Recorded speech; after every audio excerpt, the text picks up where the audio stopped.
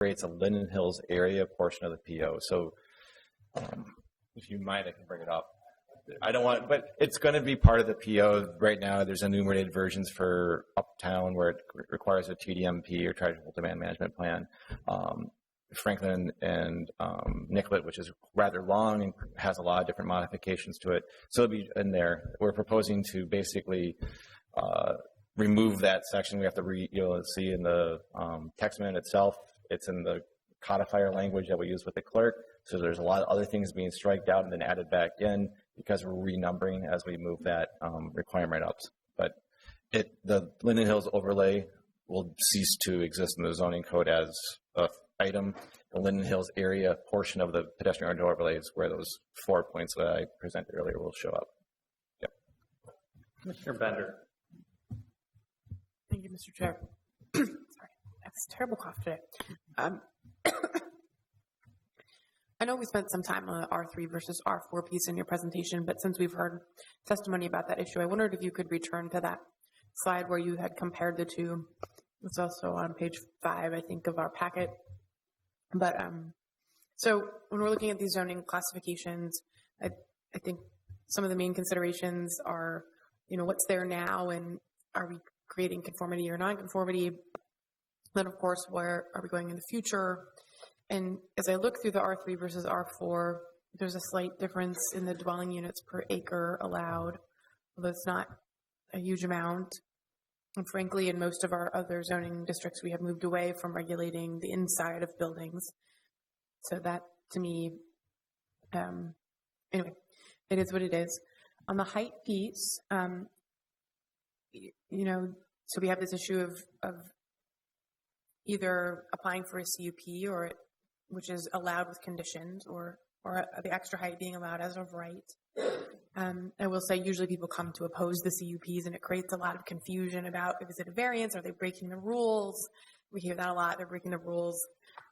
So sometimes it seems like it maybe creates more confusion when we rely on CUPs to allow for a height that we expect to see or want to see per the plan. So that's just a comment and a question.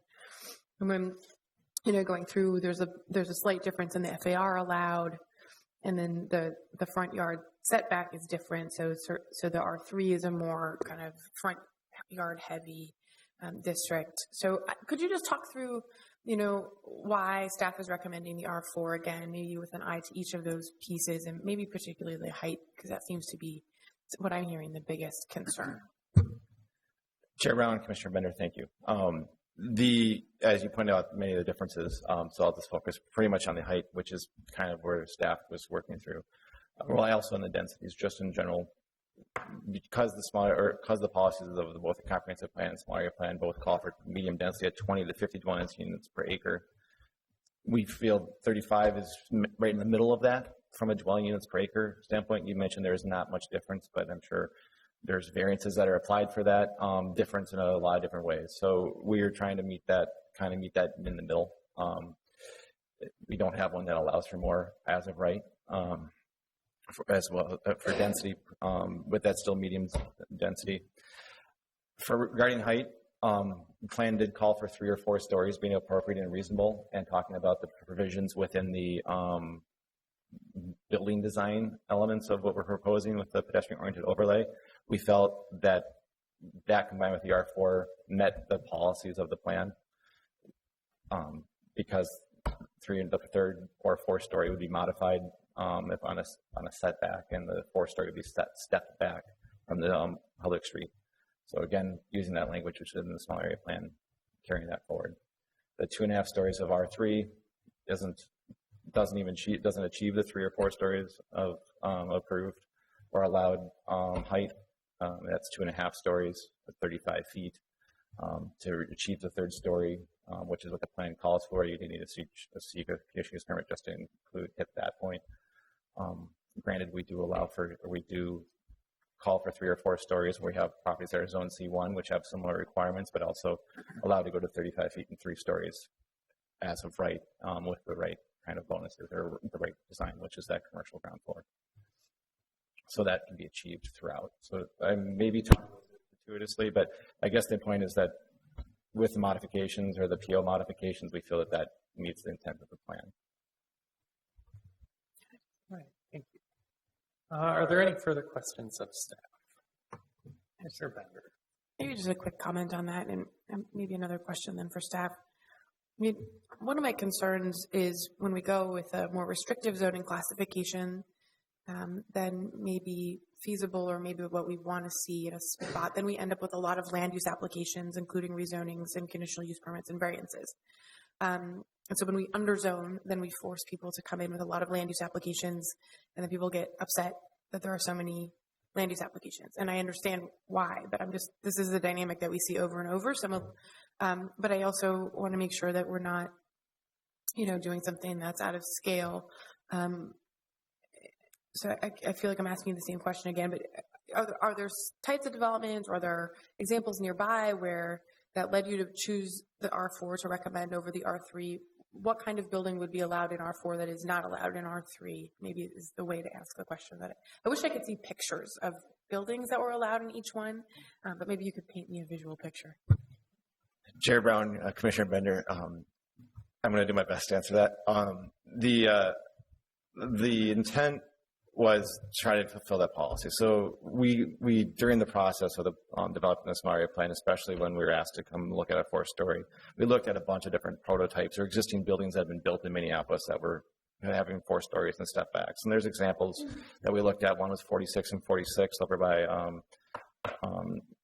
the 46 and Hiawatha station by the park down there. We looked at a couple other examples where you could probably do something that meets that character. We also looked at some stuff across the river. We went across into St. Paul and looked at a couple examples where there were more of a cluster development, where there were 2 3-story buildings up front and deeper developments back. In fact, we even talk about that in the small area plan as being an option for development, especially on the site, because these sites are incredibly deeper than most typical city Minneapolis lots. The height is just a straight interpretation of the policies of the plan, saying 3 or 4 stories is appropriate. The commission and staff would be able to support, based on just the policies of the plan, a 3 or 4-story development, and would support, whether if it was zoned R3, would probably support the conditional use permit based on just that finding, not all the other findings that would need to be developed or the design of that project. But that is kind of the words the conference plan does say 3 or 4 stories, so staff was trying to interpret that R4 allowing for that as of right versus R3, which would require a conditional use permit on other developments in the area of a 3 or 4-story building. Our zoning code has changed to allow different densities over time. So if you remember on the presentation, this picture here, the townhomes there are actually zoned R4. Those are townhomes that were developed in the mid-2000s, early 2000s. I think I want to say there's 6 units in there. I might be mistaken, but that was zoned R4 at the time. So we have a variety of different building prototypes that can be developed with an R4 and R3. Whether someone decides to build within that framework is a different question, or what kind of building they build, or what makes work is probably more of a development question about the specific site constraints and economics of that project. Mr. Kronzer. So on that topic, maybe another way to ask the question is, what is a half a story as defined in the zoning code? Chair Brown, Commissioner Kronzer, Jason. I know what it is in Paris. It's all in there. I'm sorry, did you ask if a half story is defined? Yeah, is it defined? There is a definition, and we have actually an online graphic that helps people. So it's something Interpret that's behind a sloped roof. Yes, that's correct. So a 3-story building with a flat roof would not be allowed in R3. No, that's for staff, please. A 3-story building with a flat roof, it would not be allowed. That's correct. In R3. That the 3rd floor has to be enveloped, for lack of a better term, within that half story. Yeah, like the mansard, like and the Paris example. the rafter has to be within a certain distance of the. Okay. Thank you. That's ceiling below. very clear for me. Brian, one more question. In the, I don't know, I gotta number these. the amendment to the pedestrian overlay district that talks about the 10-foot, having deja vu here, 10-foot step back from the required side yard or rear yard. First question is easy. It says zoned R1, R1A, R2, R2B. That's property zoned that, not necessarily a use that's, so a single family house on a R3 lot does not meet that requirement. Okay. So very clear. That's zoning, not the use. Chair Brown, Commissioner Kranzer, that is the correct interpretation, yes. Okay. Now, if a building's first two stories were allowed a side yard setback of a couple of feet, this would require that building to be set back 10 feet and even more based on whatever that allowed variance in that setback. So you could have a building that's set back 10 feet on the street side, 12 feet on one side, 15 feet on the other, based on if the hypothetical project got variances. So I find that very confusing. So well, this is now the commentary. I, for one, would like that part of the code to match the bullet right in front of it, simply meaning a 10-foot difference between the floor below it and the floor above it. And we can watch the videos a year ago, but... Chair Kranzer, do you mind if I respond? Was that a question or was that a statement? I would like your opinion. Although you did write this, I find that very confusing. Chair Brown, Commissioner Kranzer, yes, I understand why you might find that confusing. The idea was that as you go up, a taller building might have a larger impact on the adjacent properties. We know that from shadowing. We know that from a lot of different ways that mass can be distributed. But instead of stating that that building has to have, instead of dictating that additional step back, if you will, or that wedding cake style, or whatever you want to best call it as, we gave it the option that the building could just choose to be stepped back an additional 10 feet. And as an example, what you saw, the last version of the famous Dave site, they, I think, pulled the building back 19 feet. They didn't quite meet the additional 10-foot step back or setback, but the whole building wall, I think, is at 19 feet. I'm not positive, but I think that was the case. So the whole building wall could be stepped back to meet that versus just the upper story. That is why we phrase it the way we phrase it. We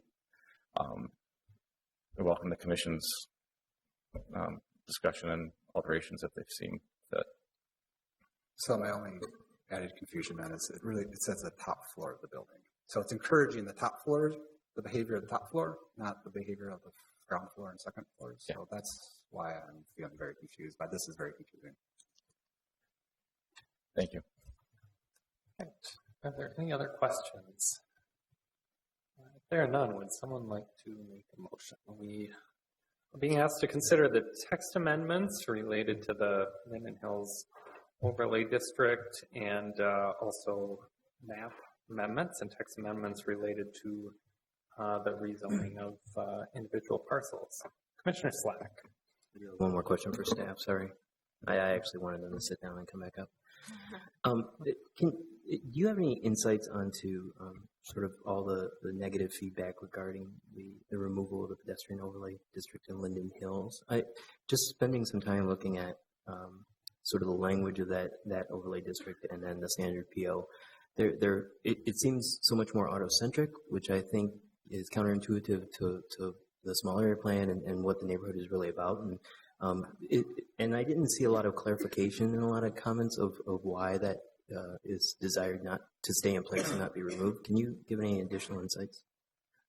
Chair Brown and Commissioner Slack, it's kind of dangerous to try to summarize lots of different opinions into a statement. So apologies to those I parse out and don't quite categorize correctly. I think there are a few concerns around the Linden Hills overlay being removed. And specifically, I think some of those concerns go back to local control, something that's unique to the neighborhood, something that's about the character of the neighborhood versus about kind of generalization of the character of the city. Additionally, that changes can be made to the pedestrian-oriented overlay by staff under a zoning code text amendment that would impact those property owners or those properties and the way that's implemented, say for parking requirements or minimum FARs or whatever, because when you open up the pedestrian orange overlay, it applies to everything in that first portion.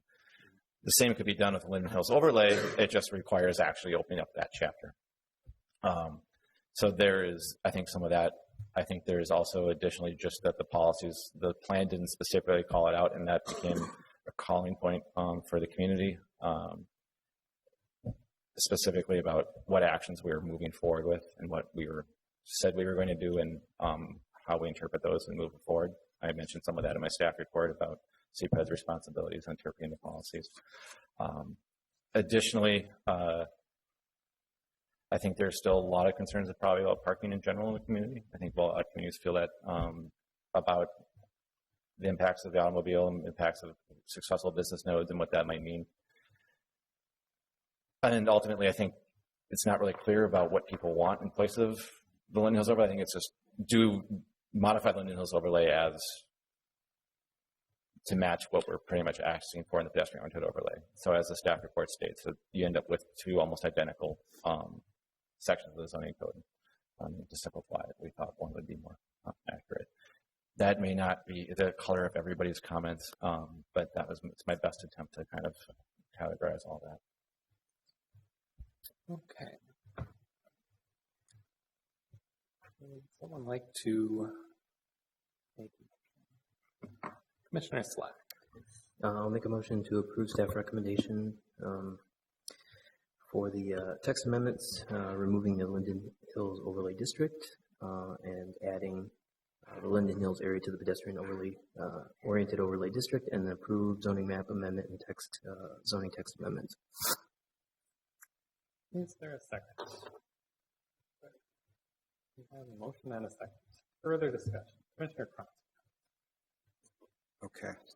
So that one bullet I was talking about before, I would recommend that we recommend to City Council that we clarify that language to talk about 10 feet setback from the floor below it.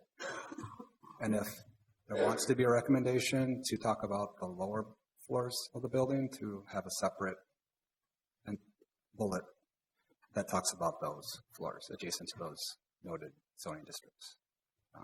You could almost probably combine, based on this recommendation, the bullet about the fourth floor facing the public street. All right. Is that so? Is that? I guess I'm forgetting how we do this. Do we put forth recommended? I guess what's the proper move here if I want to move forward? If you'd like to, Mr. Wittenberg, maybe you have a suggestion. I was just going to suggest that if you wish to amend the motion, we can vote on that. Sure. That's a motion. Yeah. Motion to amend. Yep. So maybe Commissioner Kronzer, you could restate that amendment. Let me just restate it. So the top floor of a building of 3 or more stories shall be set back not less than 10 feet from the wall below it, abutting R1, R1A, R2, R2B zone properties, period. All right. Is there a second? A motion and a second. Mr. Whitten. And just to clarify, we're voting on whether to accept that amendment to the motion. Yes. This is on the amendment, and we will vote on the original motion momentarily. All right, we can just do a voice vote. All in favor? Any opposed? That motion for the amendment carries. Is there any further discussion? Commissioner Rockwell. I just wanted to clarify a piece of the staff report, which I had questions about and then thought about a bit. And it was also brought up in one of the testimonies tonight.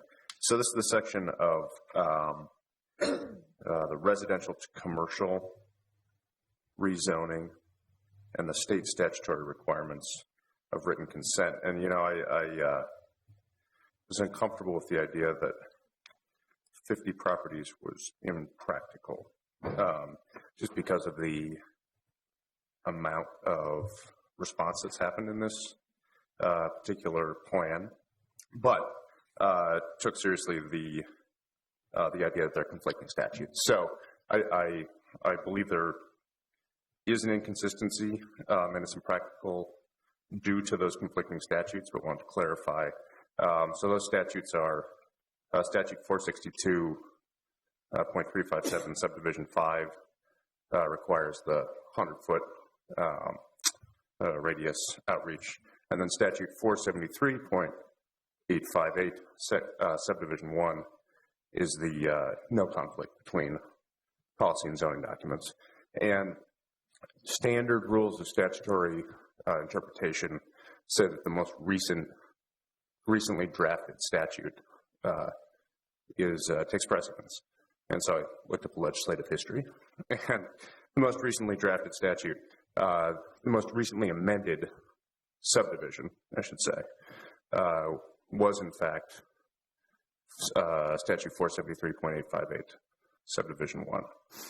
So that was updated in both 2014 and 2007, and the earlier mentioned statute was just updated in 2001. So I want to clarify that as my at least personal rationale for agreeing with that finding. Yeah, and thanks, Commissioner Rockwell, for referencing that finding of impracticality is part of our motion. And just so we capture everything, why don't I reread the entire motion just so that's in the record. The motion is to approve the zoning code text amendments, removing the Linden Hills Overlay District and adding the Linden Hills area to the pedestrian-oriented overlay district. Also to approve the zoning map amendment and zoning text amendments for the rezoning of parcels as listed in the staff report attachment, and find that obtaining consent signatures for the rezoning of properties from residential to commercial in the Linden Hills rezoning study is impractical. Is there any further discussion? Commissioner Gagnon, do you have something? Thank you. So I was going to raise the same issue, and being one of the few, I think, politicians on this board, knocking on 50 doors is not hard. So I understand the statute. I do not understand the statute conflicts. But I would radically disagree. The reason there's a state law that says you need to get 2/3 approval or inform the people around, there's a reason for that. And if they knew it would be hard and take staff time. So I am very opposed to the fact that we have to say it's impractical to talk to 50 households. Because everything would be impractical. I mean, what's practical? 10? That just seems crazy. Commissioner Kronzer, Commissioner Bender, and Commissioner Lukey here. Commissioner Kronzer, do you? Okay, Commissioner Bender. Thank you, Mr. Chair. This is actually a conversation we've had, myself and other policymakers in the region, regarding the state law. It only applies to Minneapolis, St. Paul, and Duluth, I believe, maybe Rochester. Cities of the first class. And I think the issue isn't so much knocking on 50 doors, but it's the threshold of which you need to get signatures. And I know there have been many cases in the past where, folks aren't even able to reach the number of people they would need to get signatures for. So whether or not we think it is the right thing to do the rezoning, I actually see the perspective of that obtaining consent signatures for this amount of rezoning. I have no problem believing that would be impractical for the amount of staff time that we have. If we have extra resources, financial resources that we can put into CPED, then that's how, what policymakers want to prioritize, then that might be a different story. But, CPED staff is already, in my viewpoint, extraordinarily overstretched. So I think that's, there's a policy question about the rezoning itself, but the process, I'm not sure that I agree with these concerns. Commissioner Lukey here. Yeah, I guess I'm kind of concurring only because if the threshold wasn't reached, we find ourselves in conflict regardless of whether they were able to talk everyone in that radius, because the statute says we have to adopt the zoning to comply with the land use plan. So then we would be in conflict anyway, which would then revert over to the legal precedent that was just discussed, and then therefore that would reign anyway. So it would be a bit of we've spent a lot of time getting back to square one, where we'd have to go with this anyway, that says because this was adopted, we have to be in alignment anyway. So whether or not you could contact 100% of the people, and it's kind of almost, and not say irrelevant, but in terms of legal precedent now, it would be kind of a moot point. So I would be inclined to say that that's not a reason to go against that. So I guess that's just my thought. It's going to the end point anyway, and saying it would result in the same end game, regardless. So it's not holding me up, at least at this moment. Although I do understand the whole first cities thing that was brought about through a whole different variety of reasons, which it's kind of funny that it's applying to this situation, but it's actually a very fascinating history. Totally side note there. So can I just ask a quick question? Can we vote on impracticality because there's a statute conflict, or does it, because it seems like we're setting a precedent by saying it's impractical to talk to 50 households? I mean, I just don't want to set that precedent either. So is there wording that we can say, well, it is impractical because we have statute conflict and we can't by law have that? I'm just wondering. Mr. Wittenberg. Commissioner Gagnon, there's not a specific reference in the impracticality section of the statute that refers to the inconsistency statute. So I think it's important for you to actually vote on whether you find it to be impractical, and if we want that to be a separate vote, presumably the president would be okay with that. Yes, and we certainly can entertain alternate motions or motions in addition. Commissioner Kronzer, did you have, or excuse me, Commissioner Rockwell first. Right. To me, it seems like what we would do, and what I was sort of roundabout trying to get at, was amending the staff findings about this particular requirement, so that the findings reflect the commission's rationale. We could do that. All right. Okay. The public hearing is now closed. So let's see here. I guess so since we have a motion on the table, someone maybe the best thing to do if any commissioners feel inclined to amend that with some further clarification about that impracticality finding, that would be fine. Otherwise, we can vote on the original motion with Commissioner Kronzer's amendment. And Mr. Wittenberg. Commissioners, also, if I could just address the issue of precedent. I don't recall another rezoning study where either the City Planning Commission or City Council have not made that finding. So if you're concerned about precedent, there have been rezoning studies similar in scale to this one where that finding has been made. Whether you think that's appropriate or not is not the question, but it has been made. All right. Mr. Schaefer, did you have anything to add? Chair Brown, if I may, just to Jason's point, this is language that's been used in the adoption of the last few rezoning studies, actually last decade's worth of rezoning studies of the city, 46 and up and 30, or 46 in Hiawatha, 38th in Hiawatha, 50th in Hiawatha. I believe it's in the 38th in Chicago rezoning. I believe it was part of the Midtown Greenway rezoning. It was part of the actually even the Loring Park rezoning, even though there wasn't any change in commercial, it was still a finding this commission made. So it's been part of it's a finding we typically make. We've had actually less properties to have to notify before or get the consent signature of, but the impracticality is, as Chair or as Commissioner Rockwell much more eloquently in using state statute and actually citing it, that is the practicality. And I understand the 50 signatures. And again, if we were doing if the city was proposing to rezone a one property or a property owner was proposing to rezone one property, they would be required to get those signatures, or we would if we were doing that.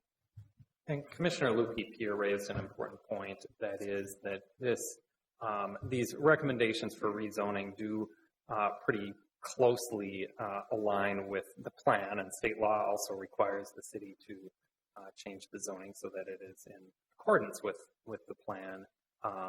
So if we were unable to proceed with this, or there was difficulty getting those signatures, that would present some additional issues. So, all right. Well, we have a motion. Commissioner I want Kronzer, to change you the have subject, something to add. just real briefly. I just want to note that this rezoning study is helping bring the city into more consistency with itself. I think that's a very positive thing. As we heard today, Linden Hills overlay district was the first pedestrian overlay district in the city, and now, in my mind, has evolved and grown up as it's now back where it belonged as part of the rest of the pedestrian overlay districts within the city. And my plea is, again, when we do small area plans, I would really appreciate if the city could find the resources to do zoning studies at the same time as the small area plans. I do know, item before this, the Uptown Small Area Plan did not have a concurrent rezoning study. There's projects that are built today that may have not been built because of the zoning wasn't changed soon enough. So please try to help that in the future.